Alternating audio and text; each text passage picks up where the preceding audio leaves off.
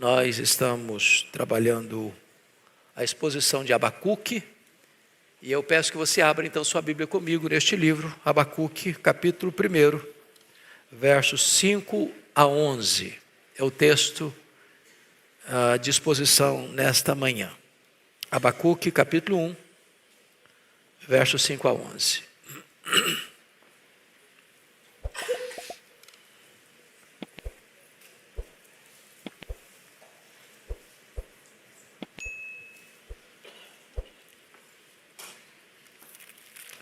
As referências não ajudam tanto a encontrar, porque está entre Naum e Sofonias, que são tão pequenos e desconhecidos quanto Abacuque.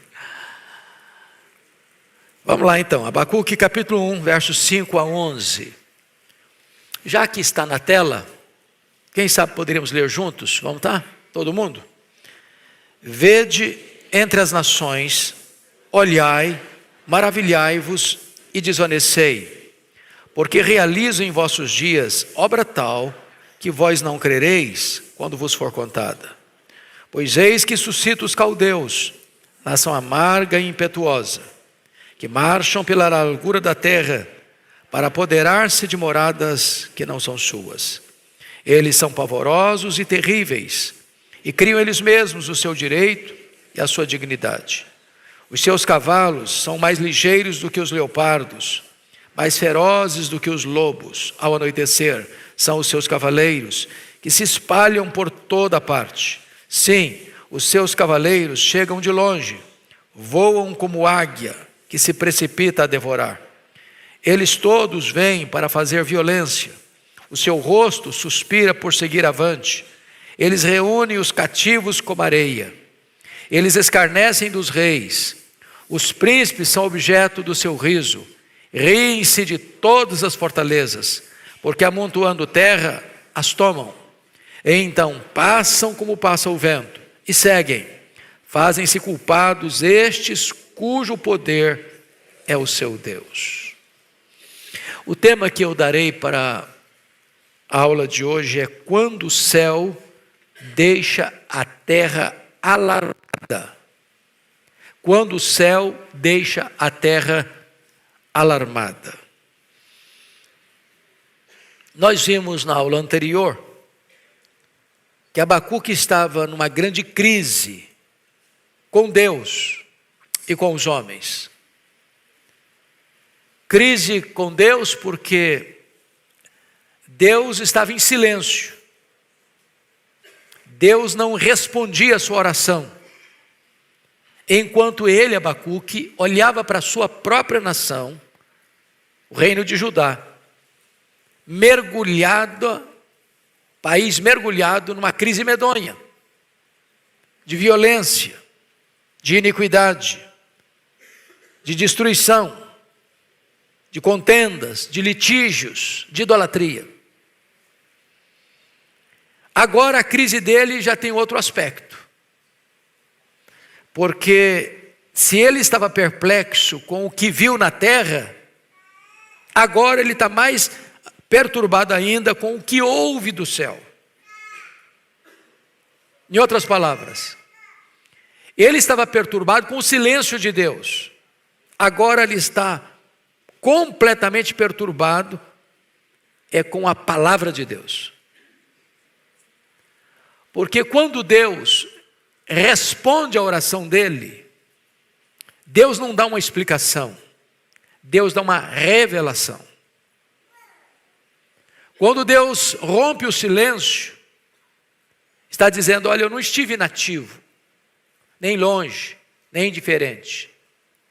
Vendo a iniquidade do meu povo, eu estou preparando os caldeus, os babilônios, este poderoso e megalomaníaco império, para ser a vara da disciplina sobre o meu povo.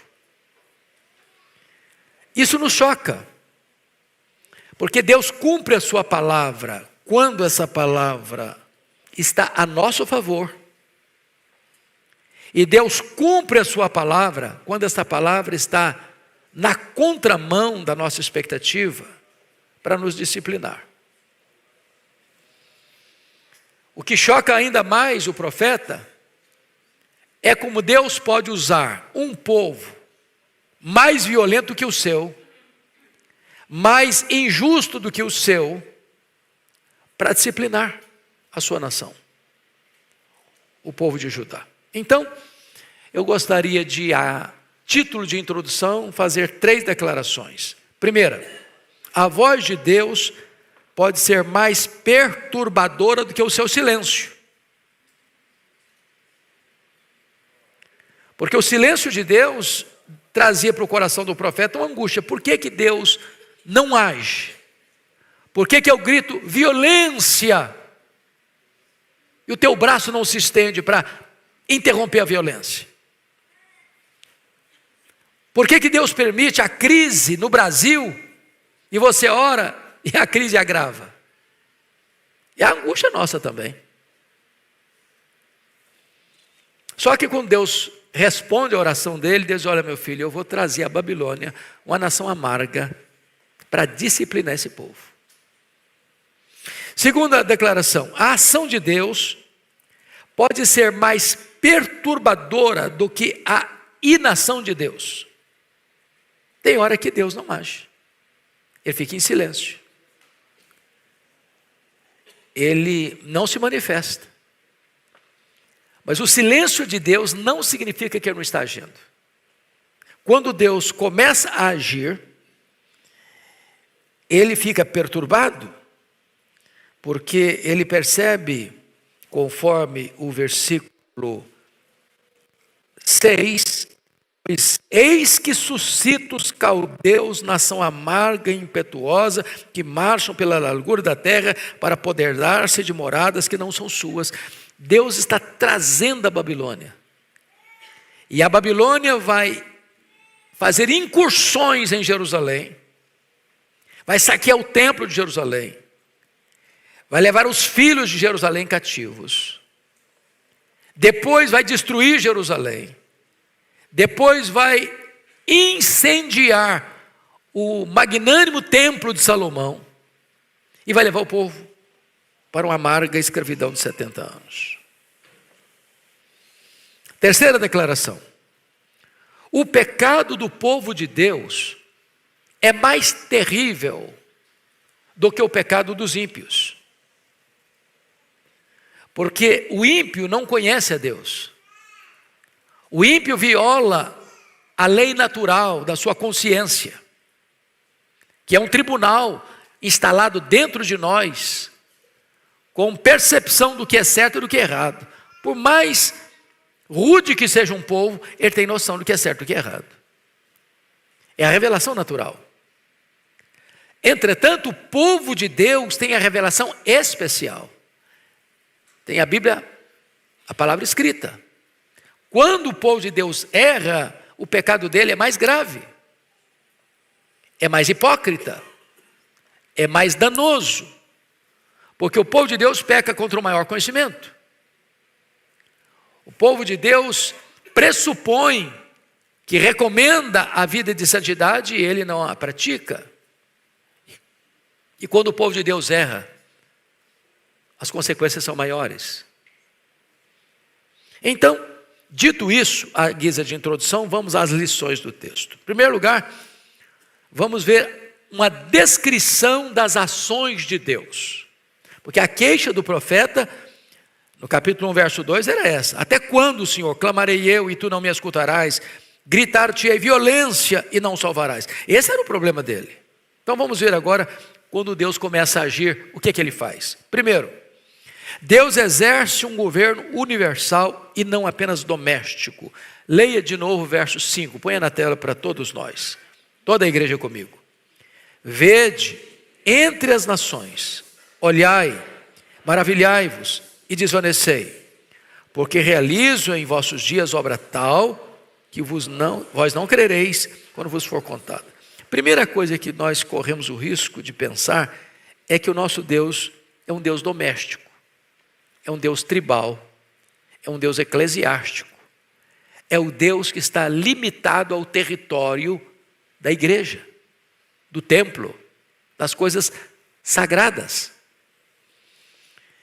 E Deus não se conforma a isso, não se configura assim. Ele é Deus do universo, Ele é Deus das nações. Até aquelas nações que não o reconhecem, Ele é Deus.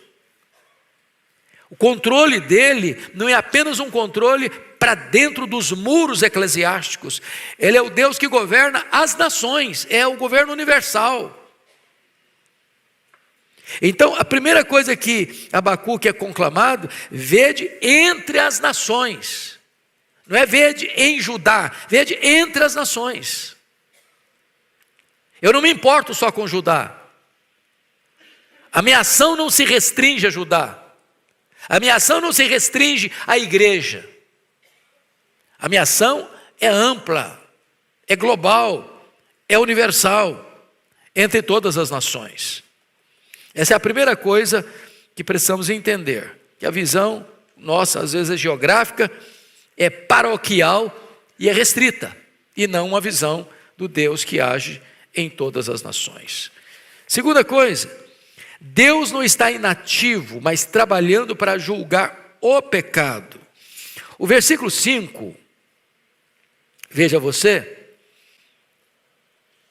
que quando Deus fica em silêncio, conforme o verso 2 estava entendendo o profeta, não significa que Deus está inativo. Porque o verso 6 diz assim: pois eis que suscito os caldeus. Então vamos entender o que significa isso. Vamos olhar a questão geopolítica, por favor. Pega comigo aqui, me acompanhe no raciocínio. Israel sai de 400 anos de escravidão no Egito. Israel investe 40 anos na jornada pelo deserto. Israel passa 7 anos na conquista da terra. Israel vive 330 anos numa gangorra espiritual de altos e baixos no período dos juízes.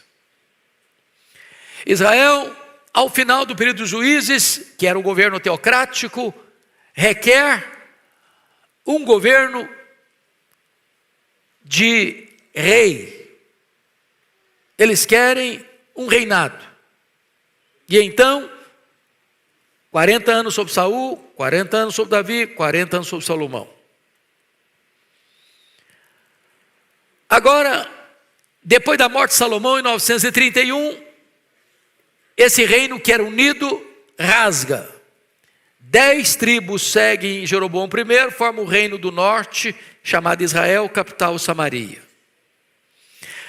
As 2 tribos fiéis à dinastia de Davi, Judá e Benjamim, formam o chamado reino Judá. As 10 tribos do norte, que começaram em 931, duraram 209 anos. Em 722, a Assíria, que era na época o maior e mais poderoso império do mundo, controla, domina Samaria e leva o povo para o cativeiro. Então, a dona do mundo era a Síria. Mas a geopolítica começa a mudar. Porque haviam 3 potências mundiais: a Síria, Egito e Babilônia. O que acontece? O que acontece? No ano 612 a.C., a Babilônia conquista, derrota a Síria em 612. O Egito tenta reagir. O faraó Neco tenta entrar na peleja. E a Babilônia, em 605, domina o Egito.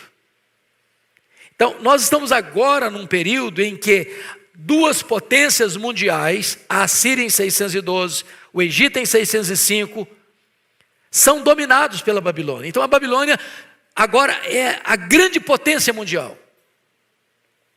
É a grande potência mundial. E o que acontece? Agora Judá não está mais sofrendo o risco da Síria, que foi dominada, não está mais sofrendo o risco do Egito, foi dominado, mas a Síria, Judá agora está debaixo de um poder político global, um império mundial que tem um papel de ser a vara da disciplina de Deus para disciplinar o povo de Judá. O que o profeta está entendendo? Qual a visão teológica do profeta? Qualquer analista político que olhasse vai dizer o seguinte: não, os caldeus invadiram Jerusalém porque eles são a potência mundial. Óbvio. Bom, Jerusalém caiu porque ninguém, humanamente falando, podia resistir ao poder conquistador da Babilônia. Isso é uma análise política. Mas como é que o profeta entende? Olha o versículo 6. Pois eis que suscito os caldeus. Quem suscita os caldeus? Deus. Quem está acima da geopolítica? Deus. Quem trabalha a dança das cadeiras? Deus. E isso não é entendido apenas pelo profeta Abacuque. Quando você vai lá para Daniel, só algumas folhas atrás aí, você já vai acessar Daniel, no capítulo 1, no versículo 1, 2, está claro, está escrito: no ano terceiro do reinado de Jeoaquim, rei de Judá, veio Nabucodonosor, rei da Babilônia, a Jerusalém e a sitiou. O Senhor lhe entregou nas mãos a Jeoaquim, rei de Judá, e alguns dos utensílios da casa de Deus. A estes levou-os para a terra de Sinear, para a casa do seu Deus, e os pôs na casa do tesouro do seu Deus. Disse o rei Aspenaz, chefe dos seus eunucos, que trouxesse alguns dos filhos de Israel, tanto da linhagem real como dos nobres. Em outras palavras, quem entregou os utensílios da casa de Deus? O próprio Deus. Então, a primeira coisa que eu preciso aqui que nós entendamos é que Judá não está caindo porque é fraco e a Babilônia é forte. Judá não está sendo disciplinada porque é um país ou é um reino muito vulnerável diante de uma grande hiperpotência mundial. Quem está mexendo os acontecimentos nos bastidores da história é Deus. É Deus. É nesse sentido, irmãos, que a Bíblia diz que o pecado é o opróbrio das nações. Porque nenhuma nação é forte quando ela se rende ao pecado. Os estudiosos mais tarde chegaram a afirmar que o Império Romano, grande Império Romano, poderoso Império Romano, ele caiu nas mãos dos bárbaros, porque estava podre por dentro. Podre por dentro. Então qualquer nação, seja Judá, seja a Babilônia, seja o Império Romano, seja o Brasil, não tem condições de ficar de pé se as estruturas estão sendo minadas.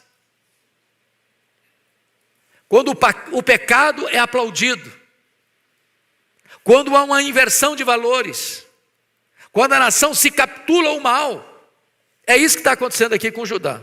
É Deus quem está trazendo. E o profeta vai dizer que essa obra de Deus produziria dois efeitos. Primeiro, espanto. Segundo, incredulidade. Versículo 5. Vede entre as nações, maravilhai-vos e desvanecei, porque realizo em vossos dias obra tal, que vós não crereis quando for contado. Não é possível. Não, isso não pode acontecer. Pois acontece. Porque quem está controlando as rédeas é o próprio Deus. E contra Deus ninguém luta e triunfa. Agora, vamos ao segundo ponto.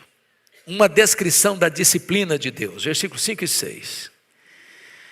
O Deus que disciplina o seu povo é o soberano Senhor da história. Versículo 6. Pois eu suscito os caldeus. Se você olhar na história da humanidade, nos grandes impérios, cada império surge num período com um propósito divino. Deus levantou o Egito. E Deus já tinha dito a Abraão, 500 anos antes, que os descendentes dele iam para o Egito, iam ser escravos no Egito. Então aquilo não foi acaso, aquilo não foi coincidência, aquilo não foi um cochilo da história. Deus escreve a história antes dela acontecer. Quem levantou a Síria foi Deus. Está lá em Isaías 10:5. A Síria foi a vara da disciplina de Deus sobre as 10 tribos apóstatas do Reino do Norte. Quem está levantando a Babilônia para disciplinar Judá é Deus. Quem vai disciplinar a Babilônia é o Império Medo-Persa, e Isaías diz que o rei Ciro, era seu servo para fazer a sua vontade e liberar o povo que foi levado para a Babilônia cativo para Jerusalém. Quem levanta o Império Grego para disciplinar o Império Persa é Deus. Quem levanta e derruba o Império Romano é a mão de Deus. Entendamos ainda hoje, irmãos, que no mapa geopolítico parece que Deus é o Deus que só está lá no céu, ou é o Deus que só está dentro da igreja. Deus está sentado no trono, e é Ele quem levanta reis, e é Ele quem abate reis, e é Ele quem dirige a história e conduzirá a história a uma consumação final. Essa é a verdade gloriosa que nós podemos enxergar nesse texto. Mas veja bem, segundo ponto. Deus usa até o ímpio para imprimir seus soberanos propósitos. Versículo 6, pois eis que suscito os caldeus. Então vamos entender, na sua margem impetuosa, que marcha pela largura da terra para apoderar-te moradas não suas. Eu faço uma pergunta, vocês podem me responder. Quantas incursões em Jerusalém a Babilônia fez? 3 incursões. A primeira delas, no reinado de Jeoaquim, em 606. E o que ele fez? Levou os vasos do templo, os utensílios do templo, botou no templo pagão. O que ele fez mais? Levou alguns dos filhos dos reis e dos nobres. Para quê? Para servir no palácio. E o que o faraó mandou, o que o Nabucodonosor mandou fazer? Torná-los eunucos, trocando em miúdos, castrá-los.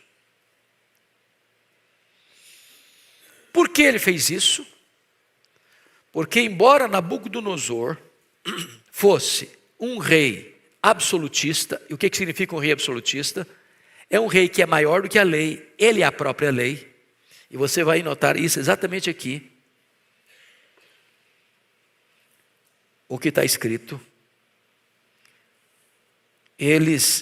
o poder deles é o seu próprio Deus, versículo 11, fazem culpados estes cujo poder é seu Deus. Versículo 7, eles são pavorosos e terríveis e criam eles mesmos o seu direito e a sua dignidade. Então o rei Nabucodonosor estava acima da lei. O que ele fazia? Trazia os nobres, os filhos dos reis, para dentro do seu palácio, dava um banho de cultura babilônica neles, mudava o nome deles, mudava a cultura deles, para que esses jovens, dos nobres e dos reis, pudessem ser agentes dele mesmo, Nabucodonosor, governar sobre o seu próprio povo. Então, quem ia governar, dominar judeu, era judeu. Aliás, essa estratégia já era usada lá no Egito. Lembra quando o faraó quis matar as crianças hebreias? A quem ele usou em primeiro lugar? Parteiras hebreias. Então, a primeira incursão é em 606, no reinado de Jeoaquim. A segunda incursão foi no ano 596, no governo de Joaquim. E ele leva uma grande quantidade de judeus. Nessa leva vai Ezequiel, que era da família sacerdotal, e Deus o vai levantar lá na Babilônia como profeta. Então Ezequiel profetiza na Babilônia, não aqui em Israel, não aqui em Judá, não em Jerusalém. E a terceira leva é a definitiva, em 586, no último governo, o último rei de Judá, que é o rei Zedequias, e então cerca Jerusalém. O cerco é tão terrível que não entra alimento, não entra provisão. A comida acaba dentro dos muros. Há um exército do lado de fora. E esse povo então sofre essa invasão. 586, a cidade é destruída. O povo é levado cativo para a Babilônia. O que é que Deus está fazendo aqui? Deus está usando o ímpio para disciplinar o seu povo. Deus é livre, Deus é soberano para fazer isso. Isso choca a gente às vezes. Aliás, foi a grande angústia do profeta. Olha o versículo 13, como é que ele diz isso. Vamos ler 1,13, todos comigo. Tu és tão puro de olhos que não podes ver o mal, e a opressão não podes contemplar. Por que, pois, toleras os que procedem perfidamente e te calas quando o perverso devora aquele que é mais justo do que ele? É uma crise. Eu não estaria no lugar do profeta Abacuque, estaria em crise também. Mas Deus é soberano. Ele faz conforme o seu agrado. Terceiro ponto que eu quero destacar: o juízo que sobreveio ao rei de Judá não procedeu do diabo nem do mundo, mas de Deus. Por que eu estou querendo tratar disso aqui? Versículo 6 é claro, eu estou trazendo os caldeus. É que há hoje uma visão, irmãos, de que tudo é colocado nas costas do diabo. Qualquer problema é o diabo. E nós não estamos negando a existência do diabo. Nós não estamos negando as artimanhas do diabo. Nós não estamos negando que o diabo se aproveita dessas circunstâncias. Porém, atribuir tudo ao diabo é despir Deus da sua majestade maior, que é livre e soberano para usar os seus instrumentos, mesmo aqueles instrumentos que nós não concordamos. Nós temos a mania de pensar que Deus gosta de quem nós gostamos e Deus odeia quem nós não gostamos. E Deus se recusa a entrar nesse jogo. Ele é soberano. E mais, que Deus possa usar o ímpio para os seus propósitos. E não é que Deus está abonando tudo que esse ímpio faz. Porque um dos problemas que acontece é o seguinte: Deus pega a Babilônia, os caldeus falam: vocês vão ser a vara da minha disciplina para disciplinar o povo de Judá. Só que os caldeus não entenderam isso. Eles foram além da medida, eles oprimiram, eles mataram, eles massacraram. E eles fizeram isso como se o poder deles fosse o seu Deus. Está aí no versículo 11. Aí o que Deus faz? Deus pune a Babilônia. Deus usa, o cara não entendeu, Deus julga aquele que foi a vara da sua disciplina. Pois bem, quarto lugar, a intervenção de Deus na disciplina do seu povo produz espanto até nas pessoas mais piedosas. É a angústia dele, do verso 5: vede entre as nações, olhai, maravilhai-vos e desvanecei, porque eu realizo em vossos dias obra tal, que vós não crereis quando vos for contado. O problema de Abacuque é teológico. É teológico. Em outras palavras, eu não estou entendendo Deus. O meu povo estava chafurdado na violência, litígios, contendas, iniquidade. E eu orei, e eu clamei: até quando, Senhor? O Senhor não vai responder, o Senhor não vai salvar? O que ele esperava? Que Deus viesse, quebrantasse o povo, falasse com o povo. Só que Deus estava falando isso, ó. Se você perceber, esse rei Jeoaquim, que foi o rei que enfrentou a primeira invasão ou intervenção da Babilônia, o profeta Jeremias foi falar com ele, foi exortá-lo. O que ele fez? Ele pegou o rolo do livro de Isaías e cortou com canivete, jogou no fogo. Pegou o profeta que estava falando com ele e jogou num poço, numa prisão. Deus falou, Deus falou, Deus falou, Deus falou. Deus levantava profetas, Deus trazia exortação. E o povo não escuta, e o povo não escuta, e o povo não escuta. E o povo tapa o ouvido, o povo endurece o coração, o povo endurece a cerviz. E Deus fala, e Deus fala, e Deus fala. E o povo não quer ouvir, não quer ouvir, não quer ouvir. Chega uma hora que Deus diz, basta. Agora não falo, agora eu vou agir. Agora é a disciplina.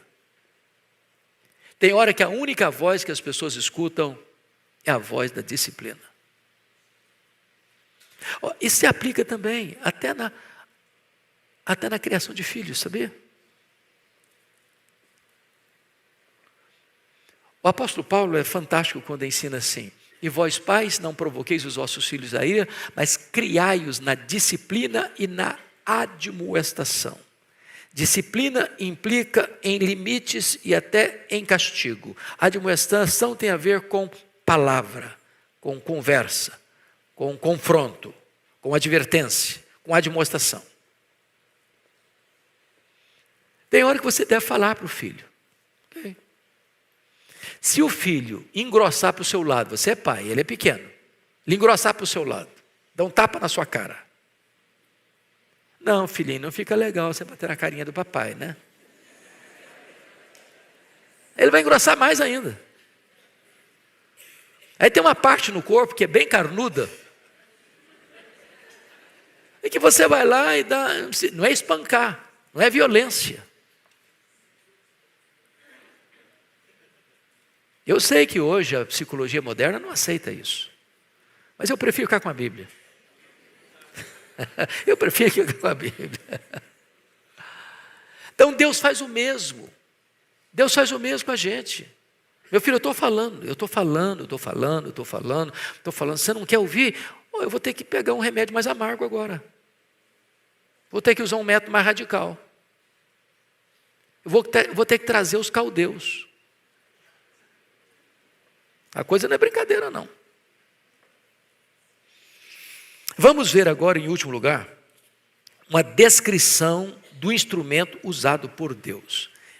Abacuque vai fazer aqui uma espécie de diagnóstico, de radiografia dos caldeus. Então, quem eram os caldeus? Primeiramente, eles eram cruéis. Versículo 6, nação amarga e impetuosa. Amarga, impetuosa. Tem limite, tem freio, tem autocontrole. São assodados, destemidos, violentos. É terrível isso. Nação amarga e impetuosa. Segundo, eles eram expansionistas, versículo 6b, marcham pela largura da terra para apoderar-se de moradas que não são suas. Aqui é um domínio que não respeita a soberania de outra nação, que não respeita os limites geográficos de outra nação. Eles se apropriam, se apoderam de moradas que não são suas, são expansionistas. Versículo 9, eles todos vêm para fazer violência, o seu rosto suspira por seguir avante, eles reúnem os cativos como areia, ou seja, eles entram numa cidade, eles entram numa região geográfica, numa configuração de um país, e invadem, e tomam, e conquistam, e se apropriam de tudo. Implacáveis. Expansionistas. Eles conquistavam cidades, eles feriam pessoas, eles queimavam templos, Eles conquistavam terras. Mas leia o verso 7 comigo. Vamos ler os versos 7, por favor. Todos juntos. Eles são pavorosos e terríveis, e criam eles mesmos o seu direito e a sua dignidade. Pavorosos e terríveis. Não tem lei universal que garanta a esses povos conquistados para blindá-los das ações dos caldeus. Aliás, o verso 7 deixa isso claro para nós aí, ao afirmar que eles criam, eles mesmos, o seu direito e a sua dignidade. Eles são a sua própria lei. Ninguém os controla, ninguém os governa. E Deus está exatamente trazendo esse povo, os caldeus, para dentro de Jerusalém. Porque Jerusalém não consegue ouvir Deus falar e obedecer. Aliás, eu não sei se vocês já leram, fizeram essa leitura, mas o pecado recorrente das 10 tribos do norte foi idolatria. Lembram disso? Qual foi o pecado que todos os 19 reis do reino do norte cometeram? O mesmo pecado de Jeroboão I. Qual foi o pecado dele? Fazer um bezerro de ouro e levar o povo a adorar o bezerro de ouro. Todos os reis do reino do norte adoraram o bezerro de ouro, idolatria. O que aconteceu lá no reino do sul, lá em Judá? Alternava alguns reis piedosos, como Asa, como Josafá, como Josias, Ezequias, Josias, mas a maioria dos reis do sul foram idólatras também. Não adiantava os profetas exortarem, exortava hoje, aí um rei piedoso tomava uma decisão, no próximo que vinha era pior do que os anteriores, e implementava de novo a idolatria. O cativeiro da Babilônia baniu a idolatria do povo judeu. Foi preciso um remédio amargo para que o povo de Deus rompesse com a prática da idolatria. Foi preciso que eles tomassem uma espécie de terapia de choque. Quando os vasos do templo, os utensílios do templo, saíram de Jerusalém, consagrados ao culto a Deus, e foram levados para dentro de um templo pagão. Zombaram desses vasos do templo. E Deus não se deixa escarnecer, porque quando o rei Belsazar vai apanhar os vasos do templo para beber numa festa promíscua, Deus o sentencia de morte. Então, eles eram cruéis, eles eram implacáveis, eles passavam ao fio da espada, homens e mulheres. Eu vou levar vocês, por gentileza, para Lamentações de Jeremias, porque há aí, irmãos, uma descrição difícil até de ler, dolorosa demais, mas está escrito. E eu quero que você abrisse lá comigo em Lamentações de Jeremias. Vamos ler 3 textos aí, rapidinho. Põe na tela para mim, filho, Lamentações 2:21. Lamentações de Jeremias 2:21. Está aí na tela. Vamos ler todos juntos. Vamos lá? Jazem por terra pelas ruas o moço e o velho.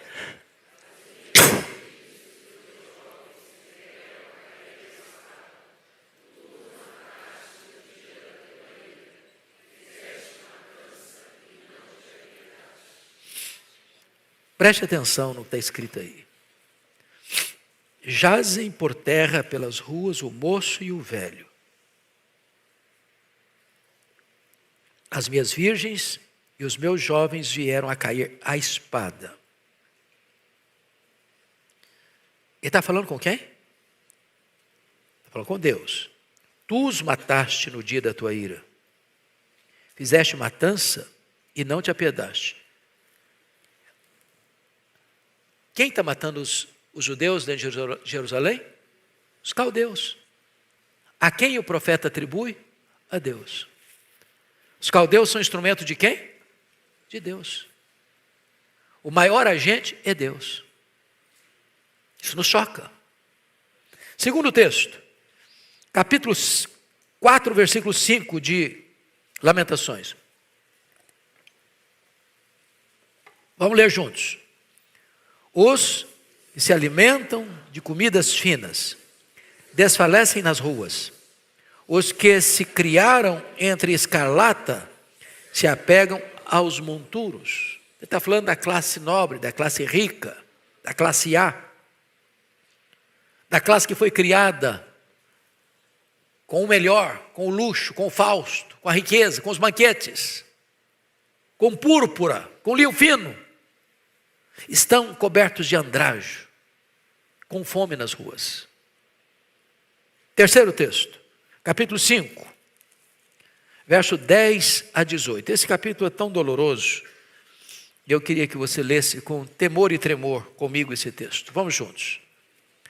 Nossa pele se esbraseia como um forno, por causa do ardor da fome.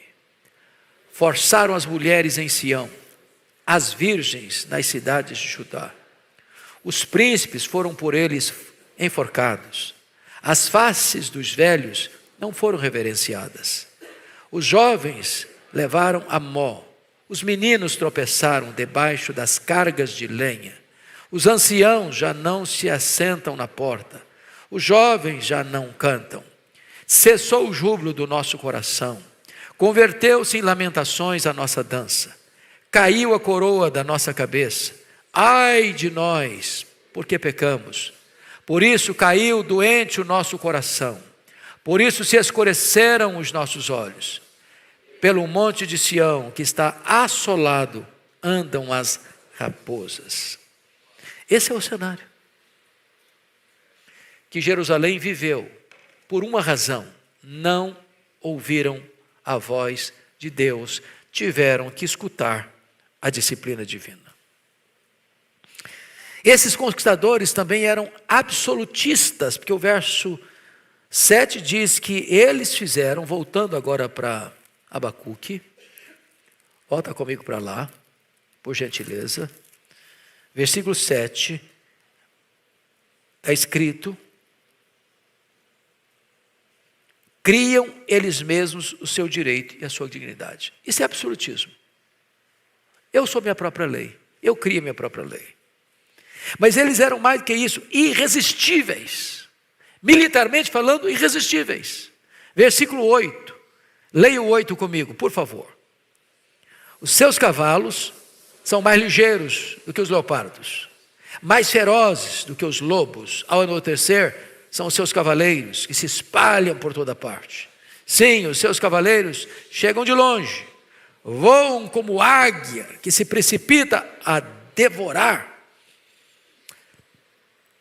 Destaque os 4 animais que são mencionados aí: leopardos, lobos e águia. O que ele está dizendo? Ele está dizendo que os cavalos eram tão rápidos, tão velozes como o leopardo, um dos animais mais ágeis e velozes do mundo. Ele está dizendo que os cavaleiros eram como os lobos que caçam de noite, ávidos por sangue. E ele está dizendo que esses cavaleiros eram como a águia. A águia é uma ave poderosíssima, que alcança as alturas excelsas, que faz voos longos, que enxerga a mais de 2 quilômetros um alvo, e caminha na direção, voa na direção desse alvo como uma flecha. E ele diz: olha, é assim que são esses soldados, é assim que são esses conquistadores. E eles eram tão insolentes, que o versículo 9 a 11 diz assim: eles todos vêm para fazer violência. Seu rosto suspira por seguir avante. Reúnem cativos como areia, aqui, ali, acolá. Escarnecem dos reis, você não respeita ninguém. Os príncipes são objeto do seu riso. Riem-se de todas as fortalezas, porque amontoam terra e as tomam, ou seja, não tem rei, não tem príncipe, não tem muralha alta, não tem nada que possa detê-los. Essa é a descrição. Mais do que isso, são megalomaníacos. Versículo 11 diz que eles fazem-se culpados. São megalomaníacos porque o texto diz no finalzinho ali, fazem-se culpados esses cujo poder é o seu Deus. Vamos parar um pouquinho aqui. Pergunto a vocês, a Babilônia era um império monoteísta ou politeísta? Era politeísta. Muitos deuses. Eles tinham um panteão de deuses. Mas, à luz do profeta Abacuque, qual era a divindade mais adorada na Babilônia? O seu próprio poder. O seu próprio poder. Eles se julgavam deuses. Eles eram maior do que, na cabeça deles, os deuses dos povos. Megalomaníacos, absolutistas. Mas o texto vai nos concluir dizendo o seguinte, que eles foram encontrados por Deus como culpados, fazem-se culpados. Como assim? Como assim? Eles eram os instrumentos levantados por Deus para disciplinar o seu povo e ao mesmo tempo culpados. Como assim? É que eles não entenderam a missão que Deus lhes havia dado. Ao disciplinarem o povo de Judá, eles não entenderam que eles estavam sendo instrumentos nas mãos de Deus. Eles estavam atribuindo a eles mesmos como se fossem deuses. E aí eles foram encontrados culpados. E o que é que acontece? Esse império tão poderoso entra em colapso. E eu quero concluir levando vocês a Daniel capítulo 2. Vocês se lembram da visão de Nabucodonosor? Que nenhum conseguiu interpretar? Foi Daniel que conseguiu interpretar o sonho dele, a visão que ele teve? Qual era a visão? Ele sonhou com uma grande estátua. A cabeça da estátua era ouro. Os braços da estátua e o peito eram de prata. O quadril era de bronze. As pernas eram de ferro. E os pés e os dedos eram de ferro e barro. E ninguém conseguiu interpretar esse sonho de Nabucodonosor. Então Daniel é chamado e interpreta e diz assim: ó Nabucodonosor, tu és a cabeça de ouro. Depois vem um outro império, com os braços de prata. 2, porque eram os medos e os persas. Depois um outro império surgirá, ligeiro, rápido. É o império grego, greco-macedônio. E depois um outro império se levantar muito poderoso, como ferro, irresistível, que é o império romano. Mas esse império romano tem muita fortaleza e ao mesmo tempo é frágil, porque os dedos são de ferro e barro. Apodreceu por dentro. Aí vem uma pedra não lavrada por mãos e bate nos pés dessa estátua e toda ela vira pó. E essa pedra cresce, cresce, cresce e alcança o mundo inteiro. Do que ele está falando? Ele está falando que os reinos deste mundo serão do Senhor e do seu Cristo.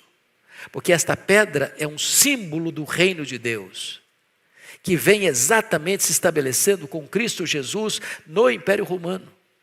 E todos esses megalomaníacos impérios, desde a Síria, desde a Babilônia, desde o Império Medo-Persa, desde o Império Grego, desde o Império Romano, todos eles vão colapsar. E o único reino que vai perdurar e prevalecer, sendo jamais desbancado, é o reino de Deus. É o reino de Deus. O único rei que não será apiado do poder é Jesus, o Rei dos Reis e o Senhor dos Senhores. Então, vamos concluir com breves aplicações. Primeiro, se o povo de Deus pecar e não se arrepender, deve esperar o quê? Disciplina. Segundo, se o povo de Deus é disciplinado por seus pecados, os inimigos de Deus não podem ter esperança de escapar das mãos de Deus por causa dos seus pecados.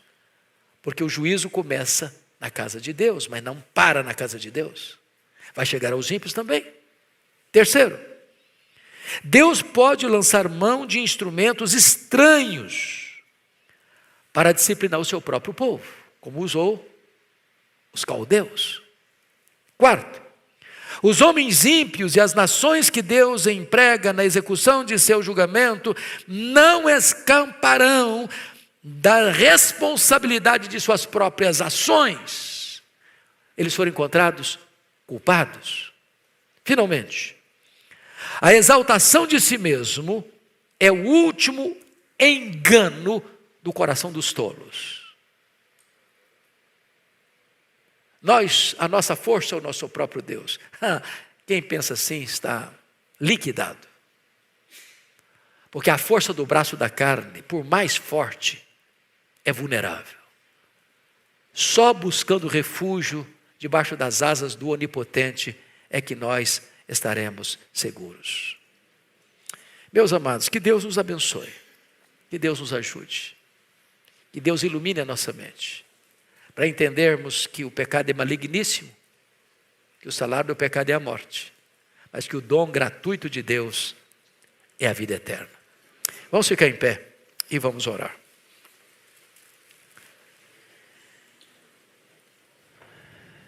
Ó Deus, nós te agradecemos o privilégio de nesta manhã abrirmos a tua palavra, de estudarmos a tua palavra. Ela é viva, ela é eficaz, ela é poderosa, ela é atual, ela é inspirada, ela é inerrante, ela é infalível, ela é suficiente, ela nos basta. Meu Deus, abra os ouvidos da nossa alma para ouvirmos a tua voz. Que não sejamos um povo de dura cerviz, como foi o povo de Judá. Que não tapemos os ouvidos do nosso coração à voz do teu Espírito.